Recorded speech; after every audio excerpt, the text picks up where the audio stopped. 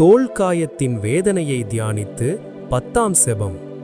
ஓ இயேசுவே, பாரமான சிலுவையை தோளில் சுமந்து கல்வாரி மலைக்கு சென்றபோது உமது தோளில் ஏற்பட்ட அந்த ஆழமான காயத்தையும் அதன் வலியையும் நான் தியானிக்கிறேன். அந்த பாரம் உலகத்தின் பாவ பாரமாகும். மன்றாட்டு: என் வாழ்வின் துன்பங்களை உமது சிலுவையோடு இணைத்து தாங்கிக் கொள்ள எனக்கு திடன் தாரும். விண்ணுலகில் இருக்கின்ற எங்கள் தந்தையே, உமது பெயர் தூயது என போற்ற பெறுக. உமது ஆட்சி வருக. உமது திருவுளம் விண்ணுலகில் நிறைவேறுவது போல மண்ணுலகிலும் நிறைவேறுக. எங்கள் அன்றாட உணவை இன்று எங்களுக்கு தாரும். எங்களுக்கு எதிராக குற்றம் செய்வோரை நாங்கள் மன்னிப்பது போல எங்கள் குற்றங்களை மன்னியும். எங்களை சோதனைக்கு உட்படுத்தாதேயும், தீமையிலிருந்து எங்களை விடுவித்தருளும். ஆமென்.